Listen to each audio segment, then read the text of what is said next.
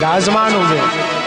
देखो भैया, राम जी के जन्मोत्सव का समय नजदीक आया है। श्री धाम अयोध्या के अंदर श्री महाराज दशरथ के यहाँ पर श्री ठाकुर जी अपने संपूर्ण भाव के साथ में, संपूर्ण कृपा के साथ में, संपूर्ण कलाओं के साथ में, ऐश्वर्य के साथ में भगवान पधार रहे। आइए भाव से परमात्मा से प्रार्थना करें, भगवान से स्तुति करें कि भगवान समय पर आकर के हम सभी भक्तों को दर्शन प्रदान करें। नौमी तिथि मधु मास पुनीता, नौमी तिथि मधु मास पुनीता, नौमी तिथि मधु मास पुनीता, नौमी तिथि मधु मास पुनीता,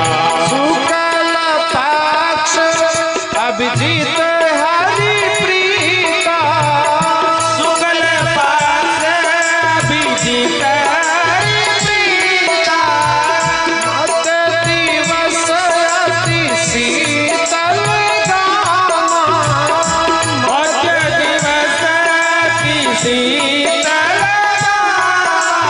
पावन काल लोक विश्राम,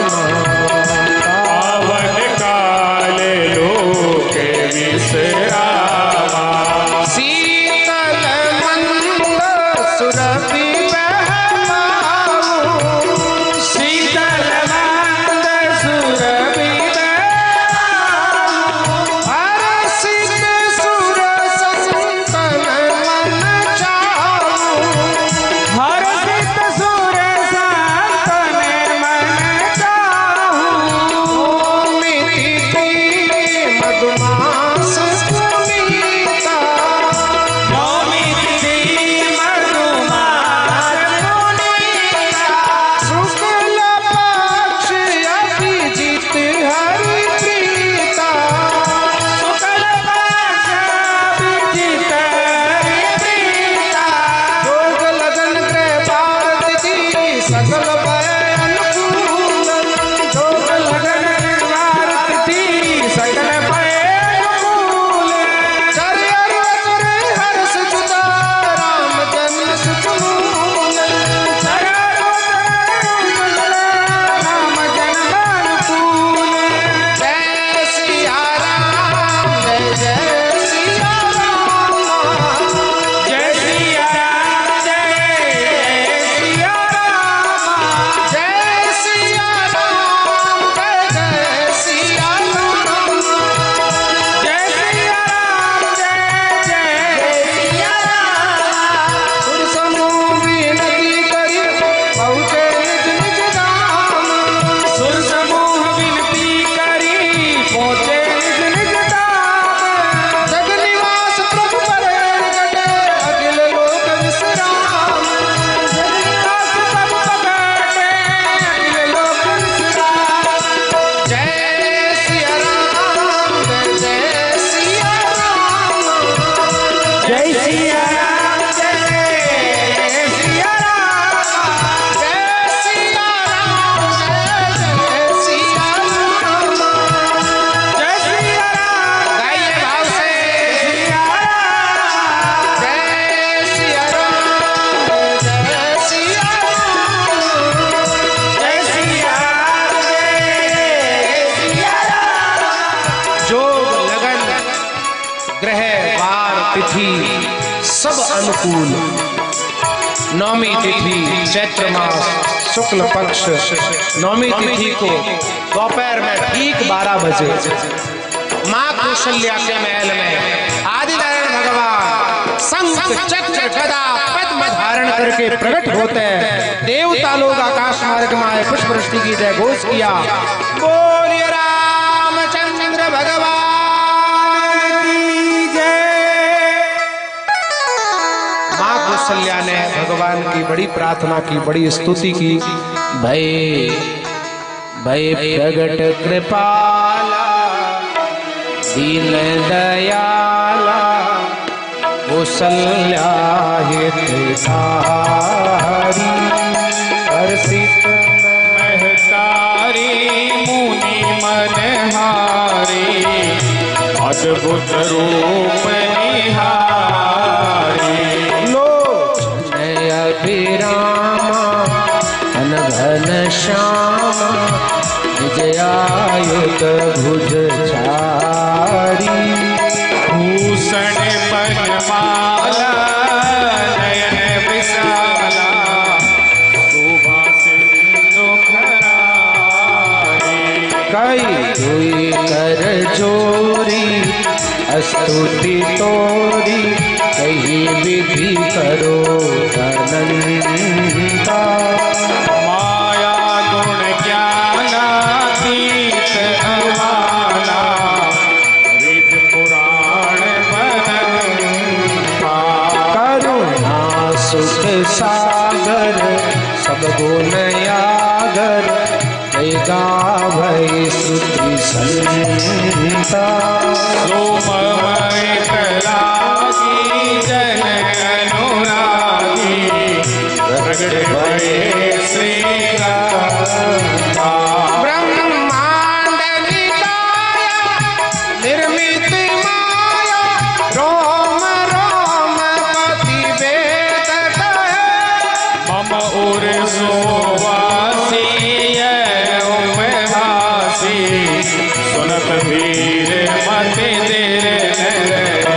उपजा जब ज्ञान प्रभु मुस्कान चरित बहुत विधि कीन कहे यही कथा सुनाई बात बुझाई यही प्रकार सुन प्रेम लय माता पुनि बोली सोमति डोली तजहु तात ये रूपा कीजे शिशुलीला प्रेयसीला सुख परम अनोपा सुनि भजन सुजाना रोदन ठाना हुई बालक सुर रूपा ये चरित जो गावै हरि पद पावै ते परई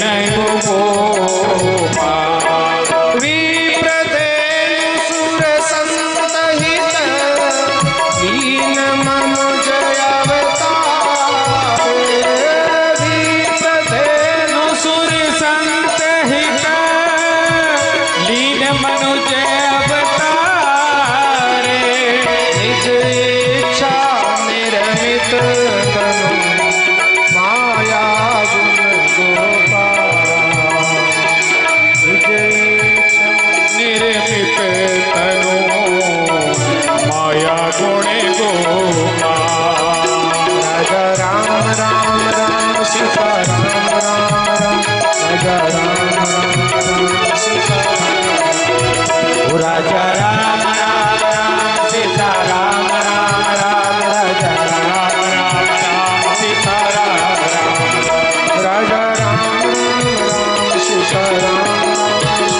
राजा राम राम राम सीता राजा राम राम राम सीता राम राम राम राजा राम राम राम सीता राम राजा राम राम राम सीता राम राम राम राजा राम राम राम सीता राम राजा राम राम राम सीता राम राजा राम राम राम सीता राम राजा राम राम राम सीता राम राजा राम राम राम सीता राम सीता राम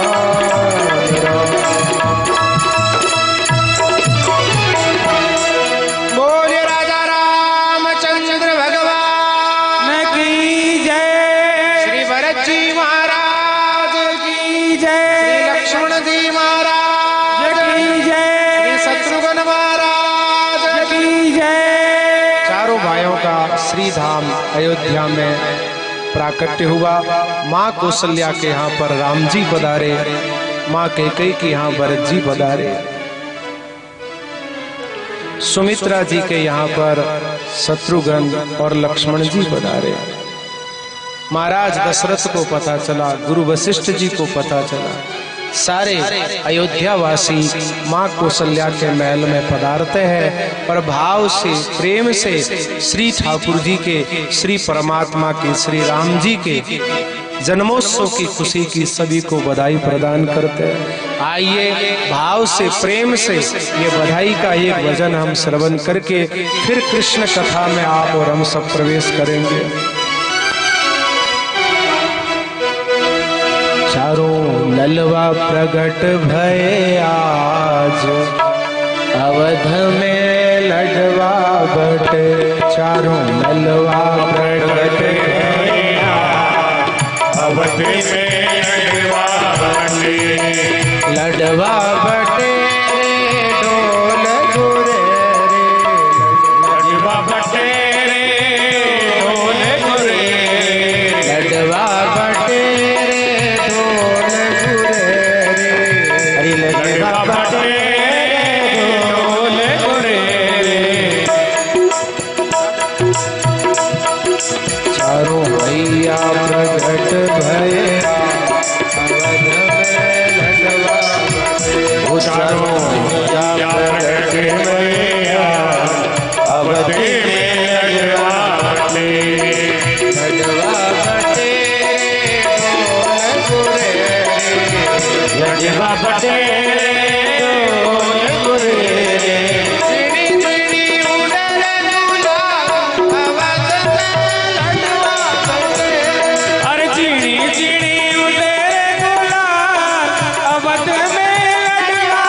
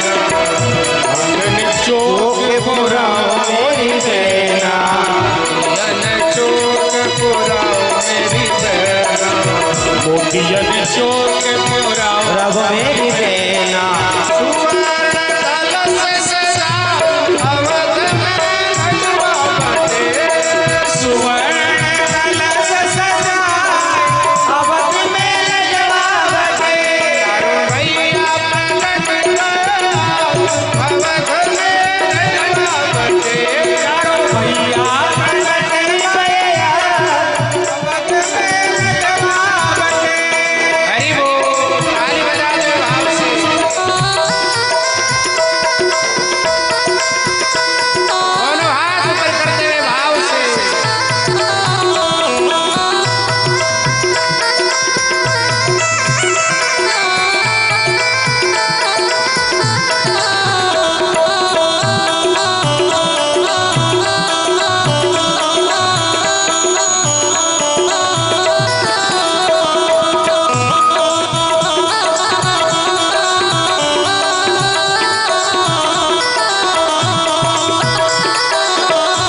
केसर कस्तूरी की भर दो तलैया सर कस्तूरी की भर दो तलैया केसर कस्तूरी की भर दो तलैया केसर कस्तूरी की भर दो तलैया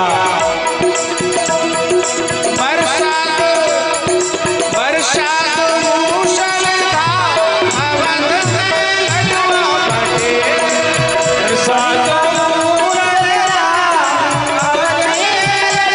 चारों भैया प्रकट अवध में लडवा बटे भैया प्रकट अवध में लडवा हरि बोल ताली बजा दे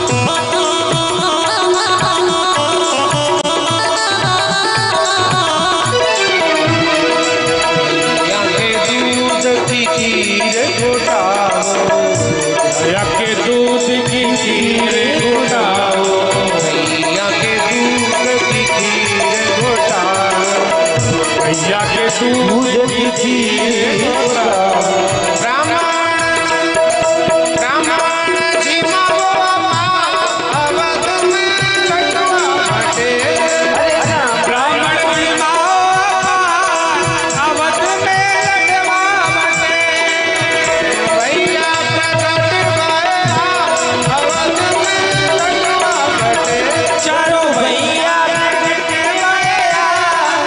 अवध में लडवा बटे लडवा बटे ढोल तुरे रे लडवा बटे ढोल तुरे रे लडवा बटे ढोल तुरे रे लडवा बटे ढोल तुरे रे झिणी झिणी झिणी झिणी उड़न गुलाल अवध में लडवा बटे चिड़ी चिड़ी उड़े गुलाल अवध में लडवा बटे चारों भैया प्रकट अवध में लडवा बटे चारों भैया प्रकट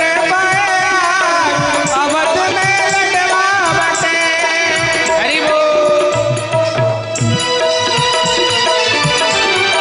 ताली बजाते हुए भाव से प्रेम से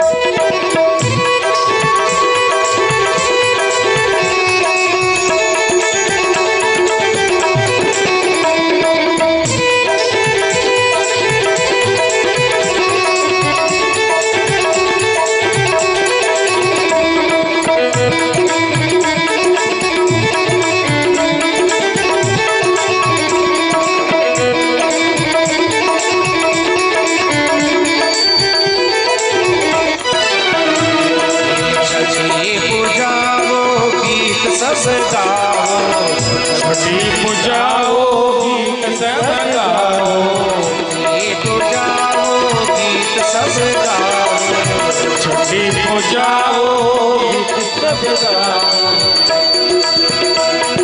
मोरों की कर दो उछाल, अवध में लडवा बटे, मोरों की कर दो चाल, अवध में लडवा बटे। चारों भैया प्रगट भये आज, अवध में लडवा बटे, चारों भैया प्रगट भये आज, अवध में लडवा बटे। लडवा बटे रे ढोल गुरे रे, लडवा बटे रे ढोल गुरे रे, लडवा बटे रे ढोल गुरे रे, लडवा बटे रे ढोल गुरे रे, ऋणी ऋणी उदर तुला, अवध में लडवा बटे, चिड़ी चिड़ी उदेर गुलाल, अवध में लडवा बटे। चारों भैया प्रगट भये आज, अवध में लडवा बटे, चारों भैया प्रगट भये आज, अवध में लडवा बटे। अवध में लडवा बटे, अवध में लडवा बटे। अवध में बेड़ा बटे, अवध में बेड़ा बटे। अवध में लाडू बटे, अवध में लाडू बटे। अवध में ढोल बटे, अवध में ढोल गुरे।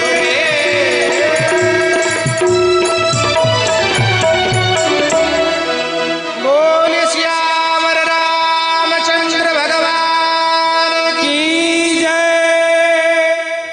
श्री राम जी का धूमधाम से उत्सव मनाया। श्री धाम अयोध्या में फिर चारों भाइयों का नामकरण संस्कार हुआ। गुरुकुल में चारों भाइयों का विद्या अध्ययन हुआ। विश्वामित्र जी कई महात्मा श्री ठाकुर जी की खुशी में प्रसन्नता में शामिल हुए। भगवान का जनकपुरी में विवाह हुआ। ये कथा सुनाई। राम जी का सीता जी के साथ में, भरत जी का मांडवी के साथ में, उर्मिला का लक्ष्मण जी के साथ में और श्रुति कीर्ति का शत्रुघ्न जी के साथ में विवाह हुआ। चारों भाई विवाह करके वापस आए। राम जी को वनवास हुआ 14 वर्ष का। भगवान ने निषाद राज गु को धन्य किया, भरद्वाज जी को धन्य किया, वाल्मीकि ऋषि को धन्य किया, अत्रि ऋषि को धन्य किया, सुतीक्ष्ण जी को धन्य किया, सबरी को धन्य किया। भगवान सबरी के द्वार पर पधारे, उनके झूठे बेर खाए। ये कथा सुनाई। फिर भगवान की हनुमान जी से मित्रता हुई। बाली का उद्धार किया। सुग्रीव को किष्किंधा का राज्य दिया। फिर भगवान ने रावण इत्यादि राक्षसों से युद्ध किया। 14 वर्ष बाद में सभी राक्षसों का सार करके भगवान वापस द्वारिका पधारे। वापस भगवान अयोध्या पधारे और 13,000 वर्ष तक भगवान ने अयोध्या में राम राज्य किया। ये कथा श्री सुखदेव जी महाराज सुनाते हैं। राम कथा विस्तार से श्री तुलसीदास जी ने बड़े सुंदर शब्दों में वर्णित की है। आइए हम सब मिलकर के कृष्ण कथा में प्रवेश करें। जिस पवित्र वंश में श्री ठाकुर जी का जन्म हुआ, उस वंश को हम चंद्र वंश कहते हैं।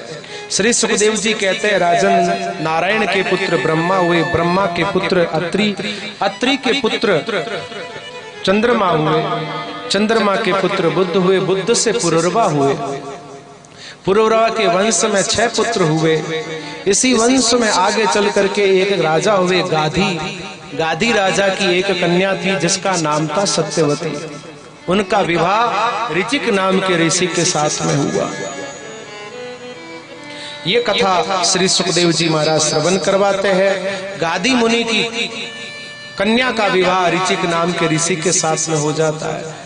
राजा एक दिन बैठ करके अपनी पत्नी से कहते हैं, पुत्री जो थी वो तो दामाद के घर चली गई, हमारे कोई पुत्र तो है नहीं, तुम दामाद जी से कहो कोई ऐसी औषधि बनाए कि हमें भी पुत्र हो जाए। दामाद से कहा तो दामाद ने औषधि बनाई, 2 प्रकार के चरु बनाए औषधि के। जो सासू के लिए बनाया था वो पत्नी ने खा लिया, पत्नी के लिए बनाया था वो सासू ने खा लिया। इसलिए जो सासू जी के जीवन में पुत्र हुआ वो महाराज क्षत्रिय होने पर भी ब्राह्मण हो गया, जिसका नाम था विश्वामित्र। और ऋचिक मुनि के यहाँ जो पुत्र हुआ उनका नाम था जमदग्नि ऋषि। जमदग्नि ऋषि का विवाह हुआ रेणुका के साथ में। 4 पुत्र हुए, जिसमें सबसे छोटे पुत्र का नाम था परशुराम जी।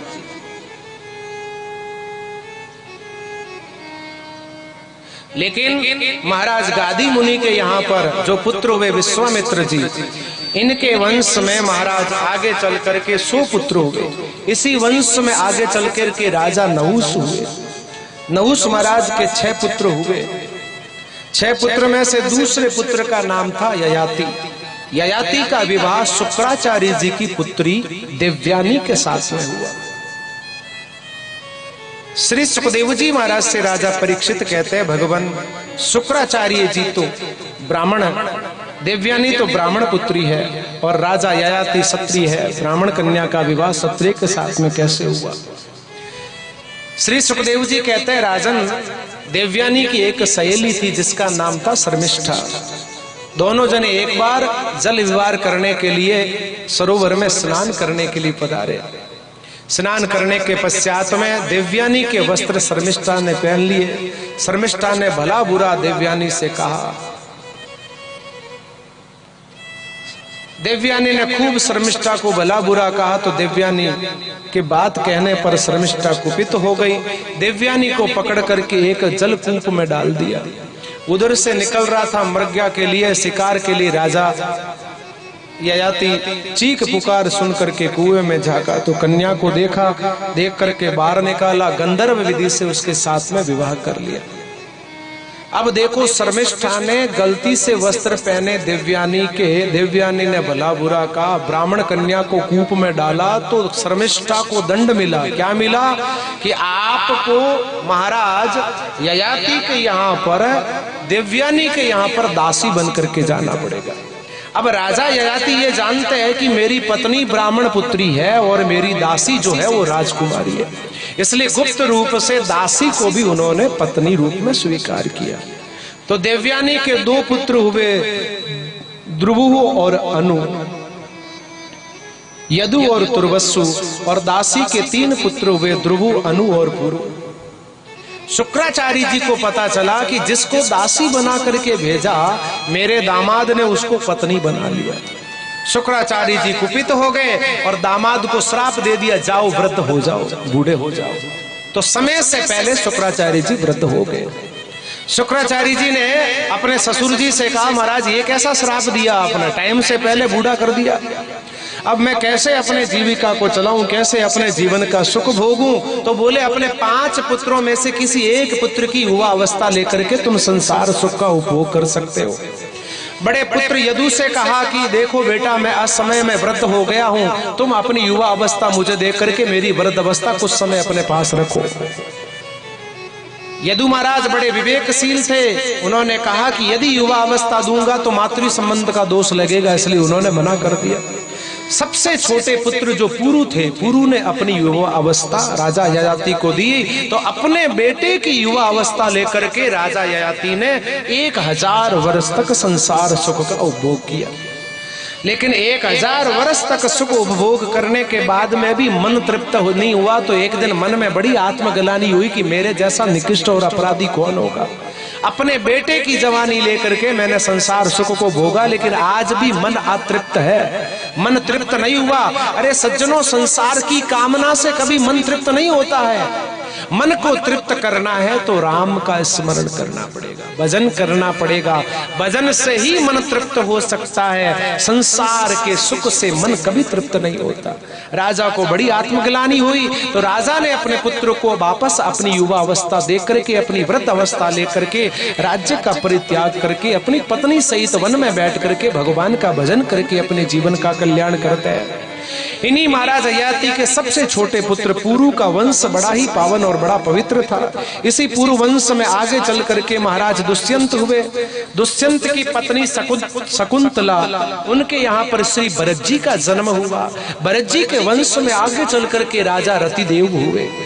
रतिदेव राजा के जीवन काल में अकाल पड़ा, 12 वर्ष तक वर्षा नहीं हुई। 12 वर्ष तक राजा ने अपनी प्रजा का अपने श्री भंडार से पालन पोषण किया। लास्ट में सिर्फ 250 ग्राम चावल बचे श्री भंडार में। अपनी पत्नी से कहा कि आज शायद भगवान को यही मंजूर है, रोज तो भगवान के लिए 56 भोग बनते थे, पर आज 250 ग्राम चावल है, इनको ही पका करके भगवान को भोग लगा। जैसे ही भोग लगाने लगे उसी समय महाराज एक विप्र देवता, ब्राह्मण देवता आए। कहा कि महाराज मैं बड़ा भूखा हूँ, कई दिनों से कुछ नहीं खाया, कुछ खाने के लिए व्यवस्था कर दीजिए। जो भोग के लिए चावल बनाए थे वो ब्राह्मण देवता को दे दिए। पत्नी से कहा शायद आज भगवान को यही मंजूर है, जल का भोग लगाओ। जैसे ही जल का भोग लगाने लगे एक चांडाल और 5 कुत्ते आ गए। बोले महाराज हम प्यासे, हमारे कुत्ते भी प्यासे, जल पान करवा दो। तो जो भोग के लिए भगवान के प्रसाद के लिए जल मंगाया था वो जल उन कुत्तों को और चांडाल को दे दिया।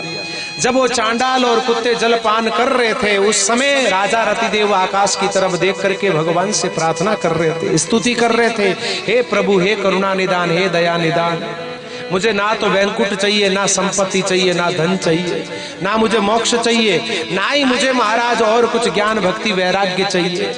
महाराज यदि आप मुझे कुछ देना ही चाहते हो तो मैं दीन दुखियों के हृदय में बैठ करके इनकी तकलीफ को, इनके कष्ट को अनुभव करता रहूं और इनके कष्ट को मिटाता रहूं। यही मेरे लिए भक्ति है, यही मेरे लिए साधना है, यही मेरे लिए जप है। जब प्रार्थना कर रहे थे, साईं इतना दीजिए जामे कुटु समाय, मैं भी भूखा ना रहूं और साधु भी भूखा ना जाए। भगवान से प्रार्थना की। भगवान खुद ही तो ब्राह्मण के रूप में आए थे, चांडाल के रूप में, कुत्तों के रूप में। भगवान परीक्षण करने के लिए पधारे, लेकिन परीक्षा में राजा रतिदेव सफल हो गए तो 1 मिनट में आकाश मंडल से चारों तरफ से घड़ाघड़ करते हुए काले पीले बादल आए और खूब बरसात हुई। बरसात से पूरी धरती जल से जलमग्न हो गई। बड़ा सुंदर परमात्मा ने राजा रतिदेव के जीवन में वापस सुख प्रकट किया। इसी राजा रतिदेव के वंश में आगे कुरुवंश हुआ, पांडवों का वंश कहलाया। इसी शाखा में एक पांचाल वंश की, मगध वंश की शाखा भी हुई। लेकिन राजा ययाति के जो सबसे बड़े पुत्र थे यदु महाराज के वंश में आगे चल करके महाराज यदु महाराज के वंश में आगे चल करके एक राजा हुए देवीमिड राजा की 2 पत्नी थी। एक पत्नी के 2 पुत्र हुए अर्जन्य प्रजन्य, दूसरी पत्नी के पुत्र थे सूरसेन। अर्जन्य प्रजन्य के 9 पुत्र हुए जिन्हें हम 9 नंद कहते हैं, नंद बाबा इत्यादि जो गोकुल में रहते हैं। दूसरी पत्नी के हुए सूरसेन। सूरसेन के पुत्र हुए वसुदेव जी। वसुदेव जी के 7 विवाह हुए। संत कहते हैं सबसे छोटी पत्नी का नाम था देवकी। देवकी के महाराज 8 पुत्र हुए। दूसरी पत्नी रोहिणी थी। रोहिणी के जल्दी पुत्र नहीं हुआ। देवकी के जब 6 पुत्र हुए तो रोहिणी का पहला पुत्र हुआ जिसे हम बलराम कहते हैं। लेकिन सबसे छोटी पत्नी का नाम देवकी था जिनके 8 पुत्र हुए। एक कीर्तिमान से लेकर के 6 पुत्रों को कंस ने मार दिया। 7वां पुत्र जो देवकी का था उसे हम बलराम कहते हैं। 8वें पुत्र के रूप में श्री ठाकुर जी का प्राकट्य हुआ। मथुरा में जन्म लिया, गोकुल में आकर के पलना झूले, वृंदावन में आकर के लीला की, मथुरा में आकर के कंस इत्यादि दुष्टों का संहार किया। द्वारिका में आकर के भगवान ने अनेक विवाह किए। पांडवों और कौरवों का अंतिम में युद्ध करवाया। अंतिम में श्री उद्धव जी को उपदेश देकर के भगवान गोलोक धाम पधारे। यानी श्री सुखदेव जी ने एक श्लोक में पूरी कृष्ण कथा कह दी और एकदम चुप हो गए, एकदम शांत हो गए। तब श्री परीक्षित महाराज कहते, हे गुरुदेव, आपने सूर्य वंश और चंद्र वंश का विस्तार से वर्णन किया, मुझे बड़ी प्रसन्नता हुई, लेकिन कृष्ण कथा कहने में आपने बड़ी कंजूसी कर दी। अरे महाराज, जो कृष्ण मेरे बाबाओं के रक्षक, मेरे परिवार के रक्षक, मेरे रक्षक, अरे मैं जब मातृ गर्भ में था तो गुरुपुत्र अश्वत्थामा ने मुझे मारने का प्रयास किया, मेरे परमात्मा ने मेरी माँ के गर्भ में प्रवेश करके मेरी रक्षा की। जो मेरे पूरे परिवार के रक्षक है, उनकी कथा मैं इतनी संक्षिप्त कैसे सुनूं? आप मुझे कृष्ण कथा विस्तार से सुनाइए। दूसरी बात, हे भगवान, आपने कहा था कि रोहिणी का पहला पुत्र बलराम है, देवकी का 7वां पुत्र बलराम है। ये 2 बलराम थे कि 1 बलराम है? यदि ये एक ही बलराम थे तो 2 माताओं के गर्भ से जन्म लिए बगैर ये 2 माताओं के पुत्र कैसे कहलाए? आप मुझे इस बात का विस्तार से वर्णन करें। कैसे ठाकुर जी का जन्म हुआ, कैसे गोकुल में पधारे, कैसे वृंदावन में पधारे, कैसे मथुरा में पधारे, कैसे भगवान ने 16,108 विवाह किए, कैसे भगवान ने उद्धव जी को उपदेश दिया, ये सारी कथा आप मुझे विस्तार से कहने की कृपा करें। श्री सुखदेव जी ने कहा, हे राजन, मैंने श्रोता तो बहुत देखे लेकिन तेरे जैसा श्रोता मैंने आज तक नहीं देखा। अरे 4 दिन से कथा सुनते आ रहे हो, ना तो जल का पान किया है ना भोजन किया है। अरे जरा थोड़ी देर विश्राम कर लीजिए, जलपान कर लीजिए, भोजन कर लीजिए, फिर विस्तार से आपको कथा सुनाएंगे। श्री सुखदेव जी महाराज की बात सुनकर के राजा ने बड़ा सुंदर उत्तर दिया और कहा कि हे गुरुदेव, जब से आपके श्री मुख से कृष्ण कथा का पान कर रहा हूँ तब से ना तो प्यास लगती है ना भूख लगती है। अरे भगवान, इस प्यास और भूख को जीतना असंभव है। इस प्यास और भूख को कोई जीत नहीं सकता। इसी प्यास और भूख के कारण तो मैंने एक ऋषि के गले में मृत सर्प डाला था और ऋषि ने मुझे 7 दिवस में मरने का श्राप दे दिया। अरे भगवान, इस भूख और प्यास को जीतना असंभव है, लेकिन जब से आपके मुख से श्री कृष्ण कथा का पान कर रहा हूँ तब से ना तो भूख लगती है ना प्यास लगती है। अब तो इस जीवन में एक ही आशा है, कैसे ज्यादा से ज्यादा कृष्ण कथा का पान करूं। आप तो मुझे कथा सुनाइए, भूख और प्यास को जाने दीजिए। का हे राजन, तुम्हारी निष्ठिक बुद्धि वासुदेव की कथा में है, कृष्ण कथा में है, इसलिए मुझे परम आनंद हो रहा है। मैं आपको विस्तार से कृष्ण कथा अवश्य सुनाऊंगा। हे राजन, जब जब धरती पर अपराध होता है, पाप बढ़ जाता है, जब जब महाराज दुष्ट जनों का बोलबाला बढ़ जाता है, जब जब सज्जनों को कष्ट होता है, तकलीफ होता है, तब तब भगवान अनेक प्रकार के रूप लेकर के, अवतार लेकर के इस धरती माता पर पधारते और धरती माता के पाप का हरण कर। जब जब हो ये धर्म की हानि, जब जब हो ये धर्म की हानि, पाड़हि असुर अधम अभिमानी, पाड़हि असुर अधम अभिमानी, तब धरी तब विविध शरीरा, तब धरी प्रभु विविध शरीरा, हरहि कृपा निधि सज्जन पीरा, हरहि कृपा निधि सज्जन पीरा। जय सिया राम, जय जय सिया राम, जय सिया राम, जय जय सिया राम। धरती का पाप बढ़ जाता है तो धरती गौ माता का रूप धारण करती है और गौ माता का रूप धारण करके देवताओं के पास जाती है, देवताओं से शिकायत करती है, बड़े बड़े दैत्य बढ़ रहे हैं, बड़े बड़े राक्षस बढ़ रहे हैं, धरती पर पाप बढ़ रहा है, इसके बोझ को दूर करने का आप प्रयास करो।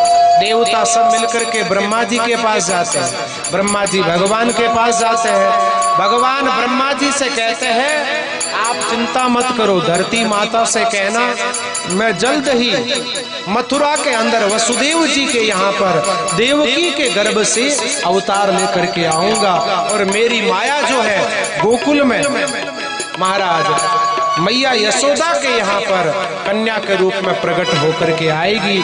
हे ब्रह्मा जी, मुझे ऐसा लगता आप समस्त देवताओं के कष्ट का हरण होगा, आप थोड़ा दिन और प्रतीक्षा करिए। ब्रह्मा जी ने ये बात भगवान की आकर के देवताओं को सुनाई। देवता सब प्रसन्न हो गए और देवता भगवान के आगमन की व्यवस्था में लग गए। इधर मथुरा के राजा है उग्रसेन जी। उग्रसेन जी के पुत्र हुए जिनका नाम था कंस। कंस का नामकरण पड़ रहा था। उस समय ब्राह्मणों ने कहा महाराज ये तो बड़ा होकर के बड़ा दुष्ट बड़ा पापी बनेगा। उग्रसेन जी ने कहा मुझे दुष्ट और पापी पुत्र नहीं चाहिए, मुझे तो सज्जन पुत्र चाहिए। इसलिए महाराज छोटे बालक के रूप में जब कंस थे तभी महाराज उग्रसेन जी ने उनको यमुना जी में बहा दिया। यमुना जी में महाराज सूरसेन जी खड़े होकर के नित्य कर्म स्नान ध्यान कर रहे थे और बहते हुए कंस जो है सूरसेन जी के पास पहुंचे। सूरसेन ने कंस को लिया, लेकर के घर गए। पत्नी से कहा कि इतने दिन हमारा पुत्र वसुदेव था, आज भगवान ने दूसरा पुत्र दिया। पालन पोषण हुआ, कंस सूरसेन जी के यहाँ पर पल पोष करके बड़ा हुआ। एक दिन नारद जी के द्वारा पता चला कि तुम सूरसेन के पुत्र नहीं हो, तुम उग्रसेन के पुत्र हो। तो अर्धरात्रि को उठ करके कैलाश पर्वत पर जाकर के खूब भगवान शिव की तपस्या की, भगवान महादेव को राजी किया। भगवान भोलेनाथ राजी हुए। भगवान ने खूब सेना दी, बड़े बड़े राक्षस दिए, अगासुर बकासुर योमासुर अरिष्टासुर केसी धेनुकासुर, बड़े बड़े राक्षसों को कंस की सेना में सम्मिलित होने के लिए कहा। एक धनुष दिया भगवान ने, यह धनुष कोई तोड़ नहीं सकता और जो तोड़ेगा वो तुम्हें छोड़ नहीं सकता। सारे वरदान प्राप्त करके कंस आया मथुरा में, मथुरा पर चढ़ाई की और जितने यज्ञ थे उसको विध्वंस कर दिया। ब्राह्मणों को दंडित किया, संतों को दंडित किया और कहा आज से यज्ञ बंद, ब्राह्मण भोजन बंद, संत भोजन बंद। आज से यज्ञ करना है तो कंस यज्ञ करो, मंत्र बोलना तो कंसाय स्वा बोलो। उग्रसेन जी आए और कहा कि तुमने संतों का अपमान किया। उग्रसेन जी को पकड़ करके कारागृह के अंदर बंद कर दिया। मन में भाव उत्पन्न हुआ, क्यों नहीं मेरी एक बहन है उसका विवाह कर दूं, तो किसके साथ विवाह करूं? फिर विचार आया वसुदेव जी के साथ में अपनी बहन देवकी का विवाह करूं। ठाट वाड़ से अपनी बहन देवकी का विवाह वसुदेव जी के साथ में किया। खूब दहेज दिया, खूब सामान दिया और जब विवाह करने के बाद में अपनी बहन देवकी को रथ में बैठा करके विदा कर रहा था खुशी खुशी कंस, उसी समय आकाशवाणी हुई, अरे हे दुष्ट कंस, जिस बहन देवकी को आज तू विवाहित करके विदा कर रहा है, इसी बहन देवकी का अष्टम गर्भ तुम्हारा काल होगा। अब अष्टम पुत्र काल होगा या अष्टम पुत्री काल होगी, ये आकाशवाणी ने नहीं कहा, बस यही कहा कि अष्टम गर्भ तुम्हारा काल होगा। जो अपनी शरीर को ही अपनी आत्मा समझने की गलती करते हैं, उसकी सुरक्षा के लिए अपने प्रियजनों को भी मारने में संकोच नहीं करते। जैसे ही आकाशवाणी सुनी, कंस ने तुरंत महाराज देवकी के केस पकड़ करके रथ से नीचा खींचा, तलवार लेकर के मारने के लिए तैयार हुआ। वसुदेव जी ने हाथ पकड़ करके कहा कि क्या कर रहे हो? अरे जिसका कन्यादान किया, जिसके चरण पड़ करके तुमने आज विदा किया है, उसी कन्या को मार दोगे तो लोगों में तुम्हारी बड़ी अपकीर्ति, बड़ी निंदा होगी। इसलिए महाराज इसको मत मारिए। बोले महाराज आपने आकाशवाणी नहीं सुनी, इसका अष्टम गर्भ मेरा काल होगा। वसुदेव जी ने कहा कि यही तो सत्य है भगवान, मरना तो एक दिन सबको सुनिश्चित है, आज नहीं तो कल, कल नहीं तो परसों, एक दिन जाना ही पड़ेगा। अरे महाराज इसके गर्भ से तुम्हें कष्ट है ना, इससे तो तुम्हें कोई कष्ट नहीं है ना, आप चिंता मत करो, इसके गर्भ से जितने पुत्र होंगे मैं सारे पुत्रों को ला करके तुम्हें सुप्रीत कर दूंगा। कंस ने कहा तो मेरी भी एक शर्त है। बोले क्या? बोले जब तक 8 पुत्र नहीं हो जाते हैं तब तक तुम्हें कारागृह में बंदी रहना पड़ेगा। वसुदेव जी ने कहा ठीक है। एकदम कंस बदल गया, वसुदेव और देवकी को पकड़ करके कारागृह में डाल दिया। भगवान की कृपा से वसुदेव जी के यहाँ पर पहली संतान का जन्म हुआ, नाम था कीर्तिमान।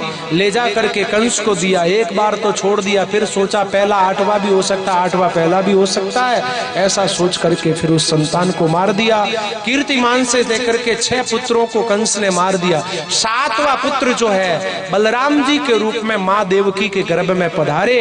भगवान को चिंता हुई, भगवान ने देखा कि बलराम जी आ रहे, लक्ष्मण जी आ रहे, शेषनाग भगवान पधार रहे, इनकी रक्षा करना मेरा उत्तरदायित्व है। यदि मैं रक्षा नहीं करूंगा तो मामा जी इनको मार देंगे। भगवान ने योग माया से कहा, देवकी का गर्भ जो 7वां है उसको मथुरा से लेकर के गोकुल में रोहिणी के गर्भ में स्थापित कर दो। योग माया ने कहा कि इससे मुझे क्या मिलेगा? बोले आपको मैया यशोदा के यहाँ पर पुत्री के रूप में जन्म लेना है। योग माया ने माँ देवकी के 7वें गर्भ को लेकर के रोहिणी के गर्भ में स्थापित किया। उसी पुत्र ने आज गोकुल में जन्म लिया। देवता लोग आकाश मार्ग में आए, पुष्प वृष्टि की जय घोष किया। बोलिए बलराम जी महाराज की जय। 8वें पुत्र के रूप में श्री ठाकुर जी खुद मैया महाराज देवकी के गर्भ में पधारे। देवता को पता चला कि श्री ठाकुर जी का प्राकट्य होने वाला, भगवान का पदार्पण होने वाला है, तो सारे देवता मिल करके गर्भ स्तुति करने के लिए पधारे। देखो सज्जनों, इस गर्भ की सभी ने निंदा की है, लेकिन जब भगवान गर्भ को प्राप्त करते हैं तो समस्त देवता मिल करके उस गर्भ की स्तुति करते हैं, गर्भ की प्रशंसा करते हैं। आइए आप और हम सब मिल करके भगवान से प्रार्थना करें देवताओं के साथ कि आप जल्दी से जल्दी पधार करके हम सभी भक्तों को दर्शन लाभ प्रदान करें। समस्त देवता मिलकर के स्तुति करते हैं। सत्यव्रतम सत्य परम त्रिसत्यम सत्यस्य योनिम निहतम च सत्य सत्यस्य सत्यव्रत सत्य नेत्र सत्यात्मकम त्वाम शरणम प्रपन्ना।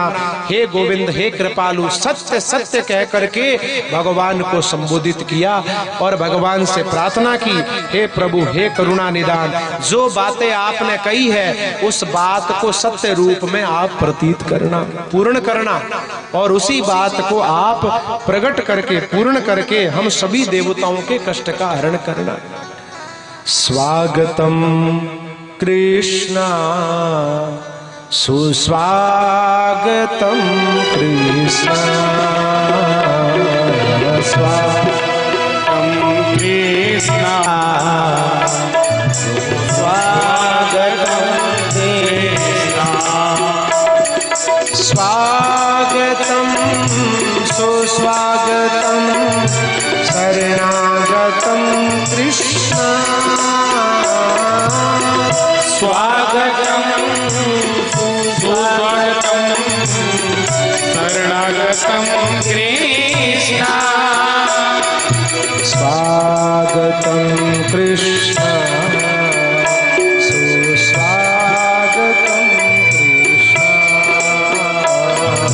स्वागतम कृष्णा सुस्वागतम कृष्णा।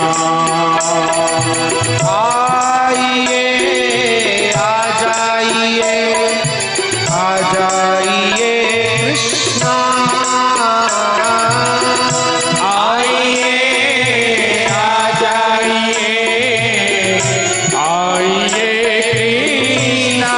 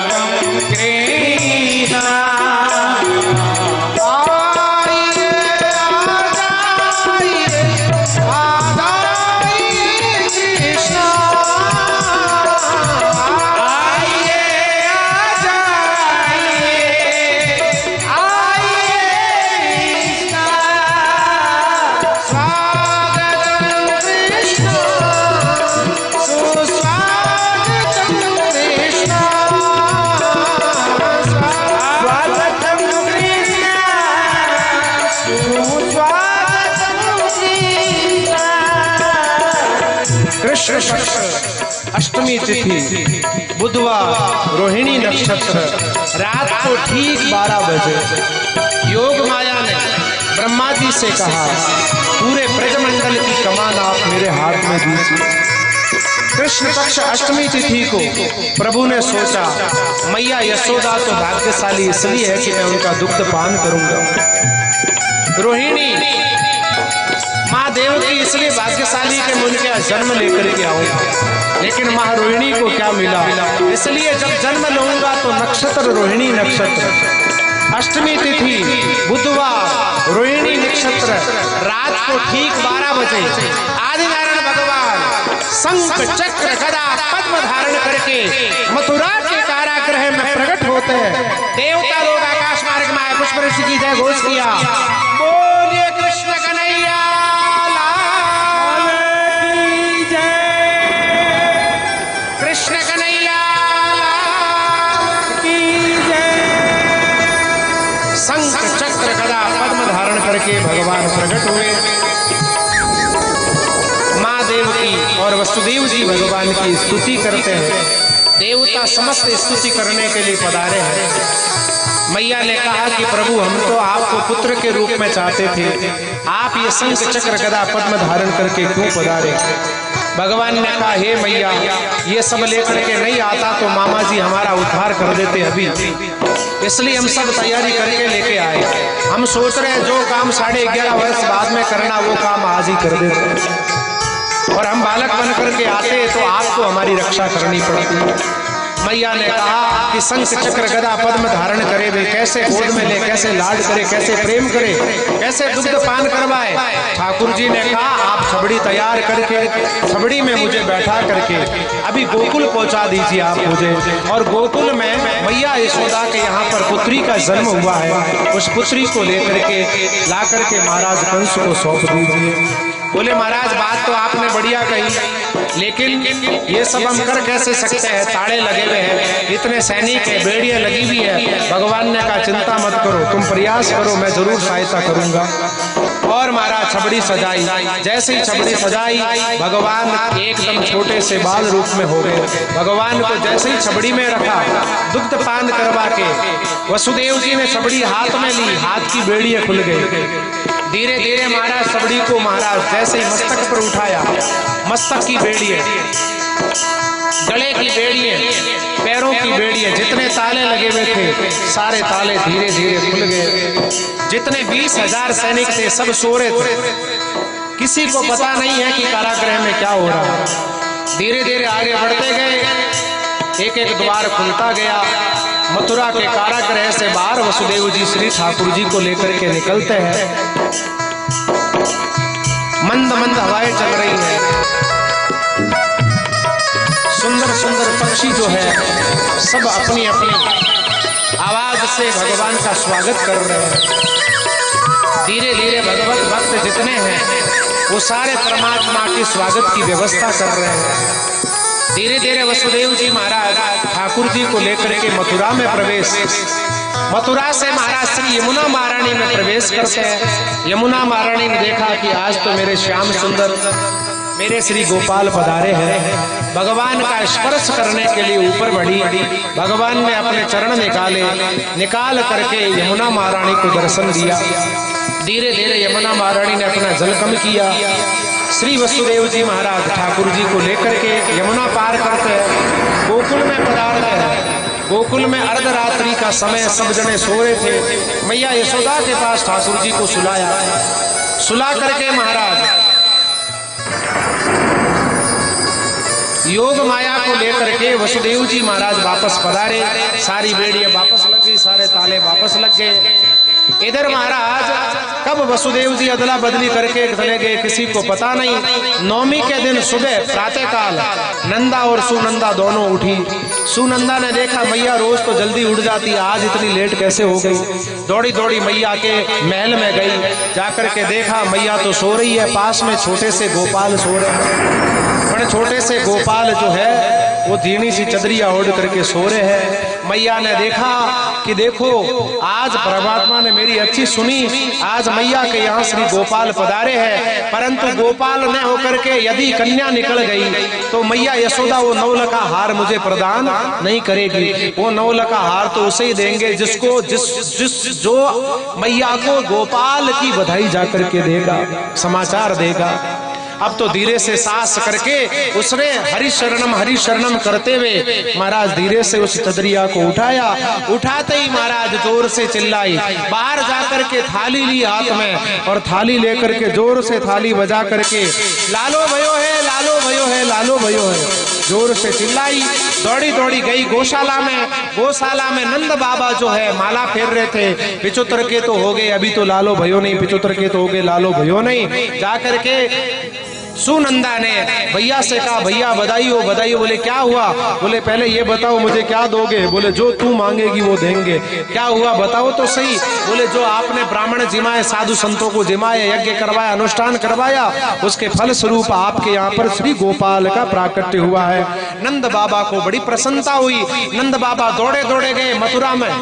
नंद बाबा दौड़े दौड़े यमुना में जाकर के 108 डुबकी लगाते हैं और लगा करके बढ़िया सुंदर वस्त्र पहनते हैं, बढ़िया सुंदर श्रृंगार करते हैं, मूंछों पर ताऊ देते हैं, बढ़िया काजल लगाते हैं, बढ़िया दुपट्टा लगाते हैं, बढ़िया हाथ में छड़ी लेते हैं और सारे अपने मित्रों के पास जाकर के समाचार कहते हैं। सारे मित्रों को लेकर के सब मिलकर के आइए, आप और हम सब मिलकर के नंद आंगन में पहुंचते हैं और श्री गोपाल के प्राकट्य का धाम से धूमधाम से बढ़िया सुंदर स्वागत और सम्मान और सुंदर बधाई सभी मिलकर के गाते हैं। जितनी सखियां हैं उन सखियों को पता चला, सारी सखियां श्रृंगार करके सारी गोपी पहुंचती है, सारी व्रत माताएं पहुंचती है, सारी बालिकाएं पहुंचती है, सारे ब्रजवासी पहुंचते हैं और सब मिलकर के मैया यशोदा को महाराज बधाई प्रदान करते हैं। लाला जन्म सुन आई रे, मैया दे दो बधाई। लाला जन्म सुन आई रे, मैया दे दो बधाई। दे दो बधाई मैया, दे दो बधाई, दे दो बधाई मैया, दे दो बधाई, दे दो बधाई मैया, दे दो बधाई, दे दो बधाई मैया, दे दो बधाई। लाला जन्म सुन आई रे, मैया दे दो बधाई। लाला जन्म सुन